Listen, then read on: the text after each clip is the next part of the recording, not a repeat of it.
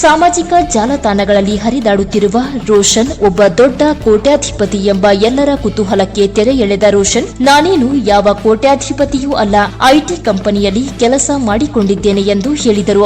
ನಾವೆಲ್ಲ ಯೋಚನೆ ಮಾಡಿರ್ತೀವಿ, ಅನುಶ್ರೀನ ಮದುವೆ ಆಗೋ ಹುಡುಗ ಕೋಟ್ಯಾಧಿಪತಿನೇ ಆಗಿರ್ತಾನೆ ಅಂತ.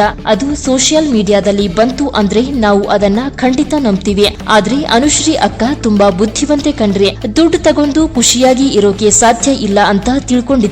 ಇನ್ನು ರೋಷನ್ ಮಾತನಾಡುವ ವೇಳೆ ಮಧ್ಯ ಮಾತನಾಡಿದ ಅನುಶ್ರೀ, ಹೃದಯವಂತಿಕೆಯಲ್ಲಿ ರೋಷನ್ ಕೋಟ್ಯಾಧಿಪತಿ ಎಂದು ಹೇಳಿದರು. ಹೌದು, ಗಂಡನಾದವನು ದುಡ್ಡಿನಲ್ಲಿ ಕೋಟ್ಯಾಧಿಪತಿ ಇರದೇ ಇದ್ದರೂ ಹೃದಯವಂತಿಕೆಯಲ್ಲಿ ಕೋಟ್ಯಾಧಿಪತಿ ಆಗಿರಬೇಕು. ಹೆಂಡತಿಗೆ ಯಾವುದೇ ನೋವು ಕೊಡದೆ ಪ್ರೀತಿಯಿಂದ ನೋಡಿಕೊಳ್ಳುವವನಾಗಿರಬೇಕು. ಪ್ರತಿಯೊಂದು ಹೆಣ್ಣು ಬಯಸುವುದು ನನ್ನನ್ನು ಕಣ್ಣೀರು ಹಾಕಿಸದೆ ಮನಸ್ಸನ್ನು ಅರಿತು ಕಣ್ಣರೆಪ್ಪೆ ತರ ನೋಡಿಕೊಳ್ಳು ಗಂಡ ಸಿಗಬೇಕು.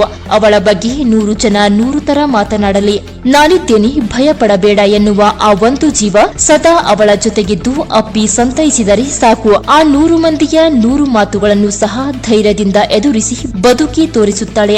ಆದರೆ ಅದೇ ಗಂಡನಾದವ ಯಾರೋ ಒಬ್ಬ ತನ್ನ ಹೆಂಡತಿಯ ಕ್ಯಾರೆಕ್ಟರ್ ಬಗ್ಗೆ ಮಾತನಾಡಿದರೂ ಸುಮ್ಮನೆ ಇದ್ದರೆ, ಹೆಂಡತಿಯ ಬಗ್ಗೆ ಯಾರೋ ಬಾಯಿಗೆ ಬಂದ ಹಾಗೆ ಮಾತನಾಡಿದರೆ ಆ ಸಂದರ್ಭದಲ್ಲಿ ಆತ ಮೌನವ್ರತ ಆಚರಿಸಿದರೆ ಅವಳ ಪರಿಸ್ಥಿತಿ ಏನಾಗಬೇಡ, ಅದು ತುಂಬಾ ಆಘಾತಕಾರಿ.